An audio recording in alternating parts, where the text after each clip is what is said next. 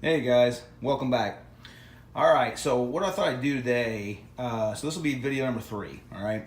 And rather than laying things out today, which I can't do, and I'll tell you why here in a second, rather than laying things out, as you can see, I brought in another piece of wood, right? So brought this piece in here just today.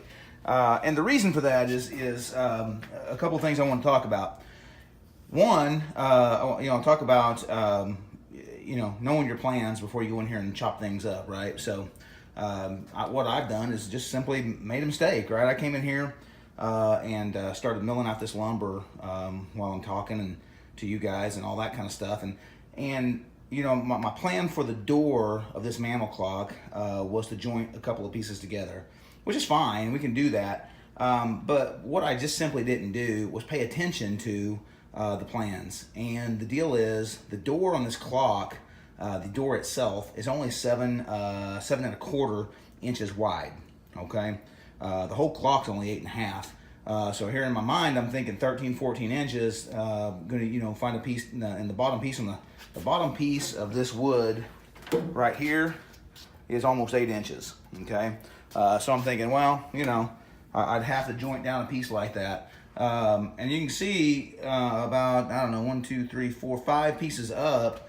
We cut a piece almost just a little over 5/4, right? Just a little over, I think it was 1 3/8. But we cut a piece like that. I was going to joint that together. But the point is this: it doesn't make any sense to joint things together if you don't have to. And you can see that log on the right.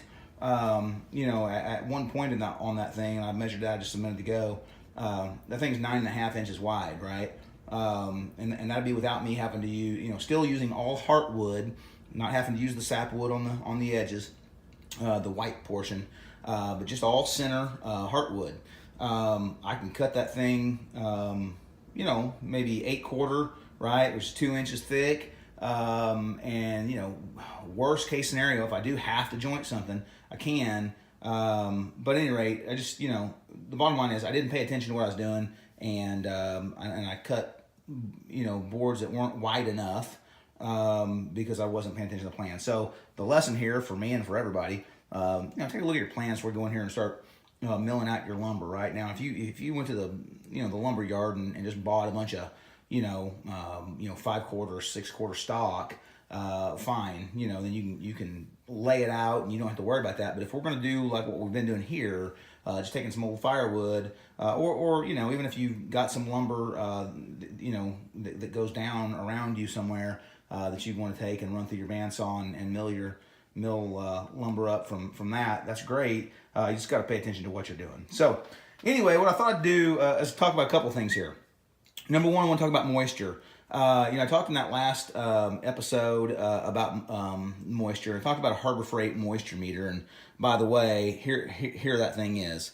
You can see, and you turn this thing on, it's showing 0% moisture. But what I did was I put the moisture meter on the new log, the one that came in from outside, and right now that thing is showing 14%. Right, and by the way, you can watch stuff on YouTube about it. They can tell you to put it in here. Some people say don't put it in on the ends because that's where all the moisture is. It's coming out here, whatever. But it doesn't matter. If I put it in here, it's 14%. If I stick it in here, it's 14%. So the bottom line is that log, that log right now, excuse me, is showing 14%. All the logs here on the left side are showing 8%. Okay. And I don't know if you guys follow Matt Cremona, but if you don't, you should. Right? He's on YouTube, Cremona, I believe is how you spell it, but Cremona, Matt Cremona, and this guy just does some amazing stuff with way bigger scale than what I'm doing here. Okay, I mean he's taking full blown logs. I think he's got an episode on there where they took a black walnut tree down out of a front yard and cut it up. Anyway, a lot larger scale than me. But I reached out to him. Listen, we're not friends. I don't even know him. I'm just saying I just reached out to say, hey, what percentage of moisture do you believe, or do you kind of use as a rule of thumb to say, hey, this lumber's ready to do a project with? And like what I would expect, he said about 8 to 8.5% for him makes the lumber good enough to go ahead and use. Like I said, this lumber here on this side, left side, is 8%. This guy here on the right side is 14. So, you know, it's got a second to go, but I do want to, I'm going to cut this. I'm going to show you guys one thing that I didn't show in the last video, and talk about how to cut that if you're nervous about cutting on an edge. You know, last time when I cut that log, I had a pretty flat surface to run it on. I didn't have to worry about it, you know, tipping on me because I was on a crest or a ridge of the wood. If that makes you nervous, and which totally understandable, I'll show you a way where you can kind of, you know, halfway square that up and have a little more room to run it. Anyhow, so that's the moisture. So moisture, you know, just throw that little Harbor Freight or whatever you got moisture meter on there. You know, if you can get around 8%, you're good. As I mentioned, this log's been down, this tree here has been down for about 4.5 years. So you know, the moisture that's in it is really just from sitting outside. We've got like a lot of people right now, we've got snow out here. It's just got snow and it's been rained on and everything else. So you know, I brought it in, dusted the snow off, debarked it, and it's sitting at 14. And like I said on the last video, a couple of days in here, and it'll be just like these other ones and be down to 8%, and ready to use. All right. Anyhow, back to the plans. So you know, I said I made a mistake. You know, I said I was a mistake. I mean, I can still use all that wood. I'm not worried about that. But bottom line was, you know, I cut some pieces to join them together for that door, and I really don't need to do that. You know, I won't give all the dimensions of this thing. I don't feel comfortable giving all the dimensions of the clock since it's not my plan. You know, I got it in a book that I bought from Harbor Freight. Good Lord, from Popular Woodworking. So again, we're going to do a Stickley Mantle clock recreation or you know, reproduction, whatever. But the bottom line, and get the outside dimensions. The bottom line is this clock is 14 inches tall. It's 8.5 inches wide and 5 inches deep, right? And that's the bottom line. So the door obviously goes inside of that. It's only 7.25 inches wide. And so, you know, just cutting pieces here that, you know, I wasn't the best prepared.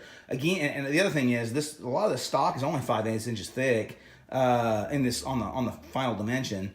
So rather than cutting at a full 4/4 or 1 inch thick, I probably would have cut this stuff at 7/8. It wouldn't have made a ton of difference, but you know, it might have yielded one more piece of lumber if I wasn't wasting it. So again, I should have been better prepared, and we'd have been in good shape. Okay, so the last thing I wanted to do, this is gonna be a fairly short video. The last thing I wanted to do, well, first of all, let me show you one thing. What I'll show you in the next video, whenever I get this stuff and get it ready to dimension, another person you need to look for if you don't already is Paul Sellers.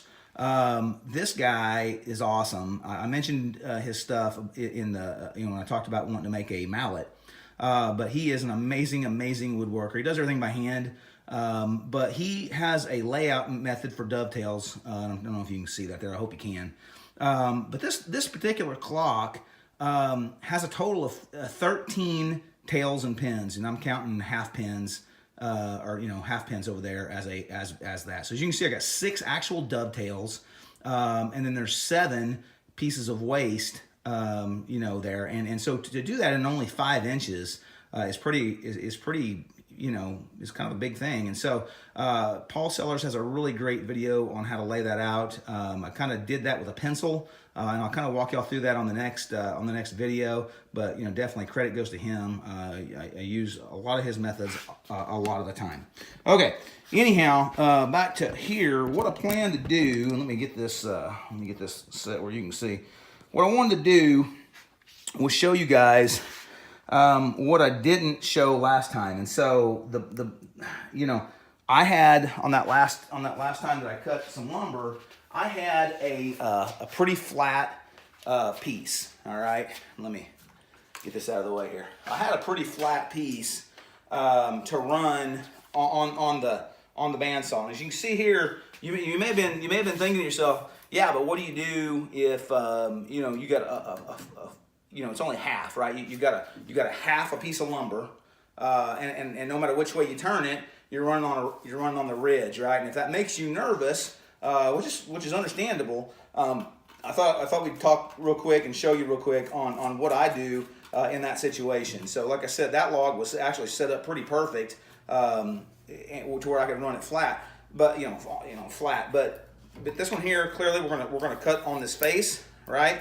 And to do that though, I would have to run, I'd have to run up on the crest here, or the ridge, which doesn't scare me, but I know it might some, and so I thought we might show you what I would do if I were you in that situation. So let's get to it. I'm already plugged in, ready to go on that front. But what I would do here is just, well, actually this thing's all goofed up. What I would do here, and we can just do it on this side, is just run it through real quick and just get a little bit of flat, right? And really, this is not bad because all you're doing is taking off the sapwood anyway, right?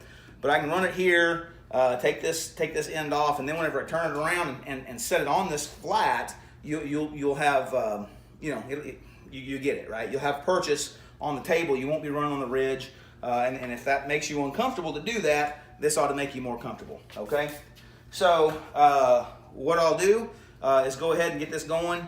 Let me get my dust mask on and my eye protection, and then we'll run this through. I'll cut one cut. I'll flip it up on the side. We'll take the face off, and then that'll be that. But then that'll get us back to where we were in the last video. But anyway, if it makes you nervous to run it on the ridge, this is the way to fix that. All right, here we go.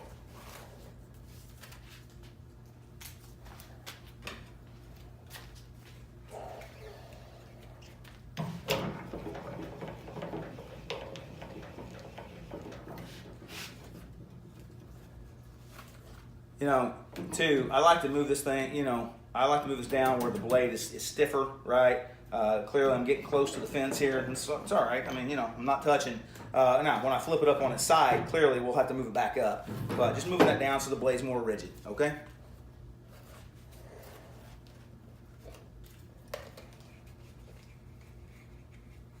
All right, here we go.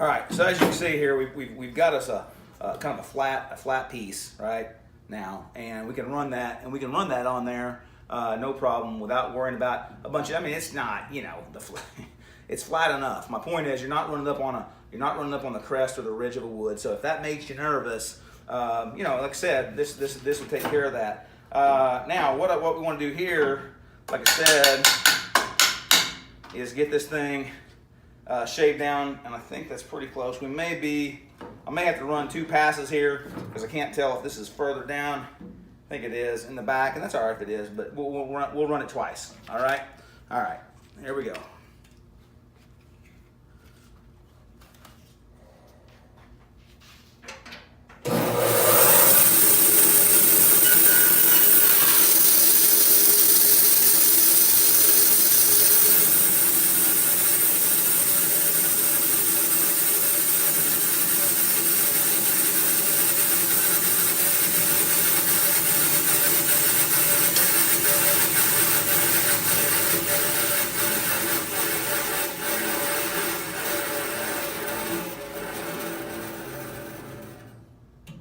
So I didn't bring that back up, right?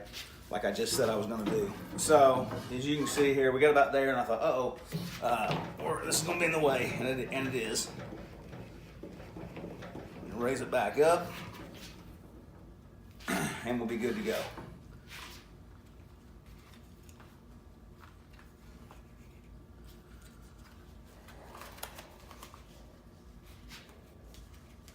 Okay, here we go.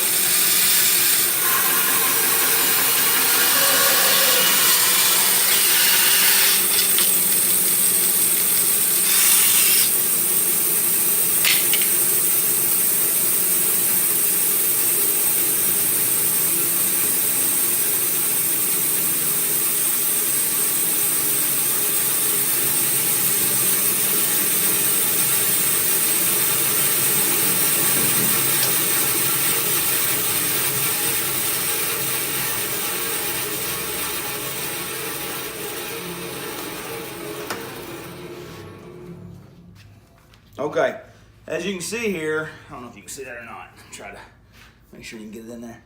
As you can see there, we still got a little, boy, that's nice. I mean, that is really nice. Anyhow, we've still got a pretty good little divot here.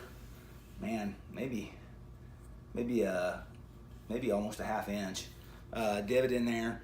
And so anyhow, I'm gonna turn it around the other way. I won't run it through like that, but I just want to see. But I've still got 3¼ inches thick piece in here, so this is still gonna be really super nice. I mean, you're talking, I'm probably gonna get almost 12¼ out of this, but definitely 11¼ out of this thing, and then I'll be able to shave it down with however we need. But this will be a nice piece that we can cut down and get a ton of different uses out of in there. So let me just see roughly.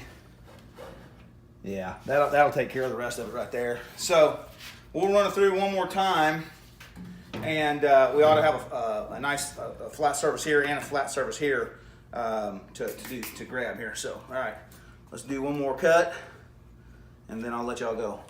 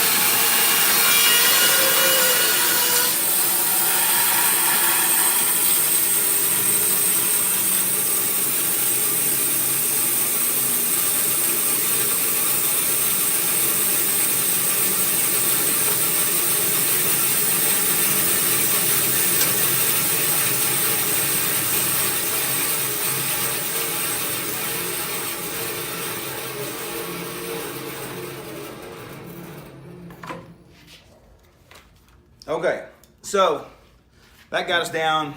That's I don't know if you can see that or not. That's pretty nice. I don't know if you can see that grain pattern or not, but that's pretty nice. What we've got here now, there's a little bit of sapwood, obviously, on both sides, but man, we've got, you know, again, about good 7 inches here, 8, and a little bit more than that. It's almost, I think it was almost 9 inches thick right there. But anyway, usable heartwood, okay, to go right there, and you know, like I said, we'll get this thing cut off and narrowed out, but we'll be able to get a lot of different pieces out of this. Worst case scenario is as wide as it is, you'll be able to get, you know, the sides, the tops, the bottoms, whatever, even if we weren't able to get the door out of this, and we may not be able to, just for the height, right, because of this big slice here, but at any rate, this is a great piece right here. We'll be able to get a lot of different things out of it. The last thing I'd say is, and I'll go back out there and look for some more square, more square cut, 12, 14 inch. Well, I need to go 14. So 14 inch at least long pieces, and I'll look for a full 16. But pieces that are about this wide, and we'll square them up and be able to use them nice. Two, on this piece that I cut off, I mean, I don't know, we'll be able to do some cool stuff with it as well. Like I said, it's about 3/8 inches thick, and you know, again, there's times when we might be able to use that. The dial on the back needs a piece that's about 3/8. So the dial and the clock, the back of the dial face. So there's stuff that can be done with all that. It's not waste. But even if it is, again, it's $50 for a 4 foot tall by 8 foot long section rick of wood. So whatever we get out of it, it's a savings. I'll tell you, my son and I are going up. We've got some property up north, about 41 acres, and we're going to go up there this coming weekend. Not this weekend, but the next weekend, to mill up some other pieces, and I'll find out what else I got up there. I know I've got a ton of oak. I've got about 3 dozen trees down that have been down for a while. I've got some oak up there. I've got some hickory up there for sure. But I may have some walnut down too. And if I do, then I'll bring some really nice stuff home.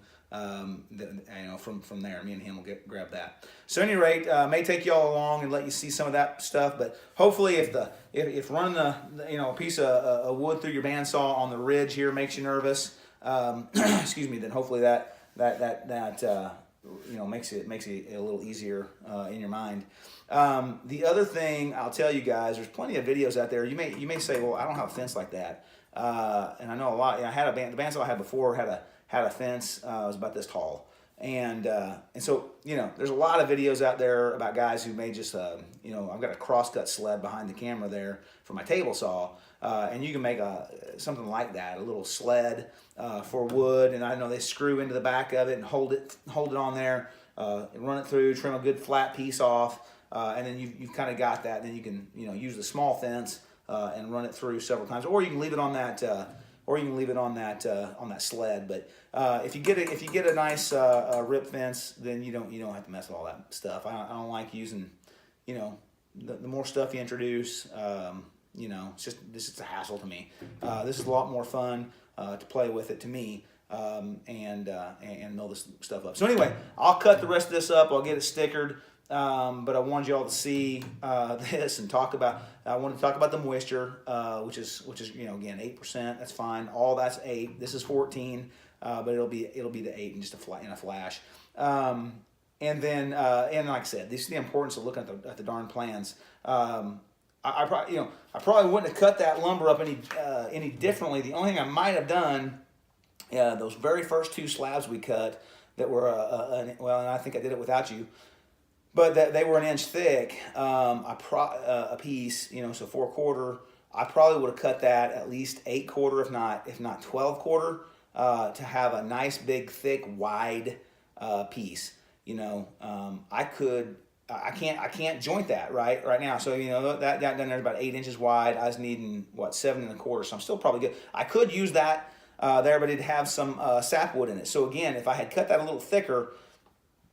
I still could have cut the sapwood off both sides, jointed it, and then ended up with this is about 8 inches. So I still could end up at least 14 inches wide, right? At least 14 wide, which way more than I need. But I could have looked around and got the best grain out of that. So had I used my head, I could have got the doors taken out of that, and then I could have used like this log, for example, to get everything else, right? Because again, it's only 5 inches, deep, and so I could have got sides, top and bottom, everything out of this one piece to kind of look like continuous grain around the case, and then had a really nice book matched door on there, But hey.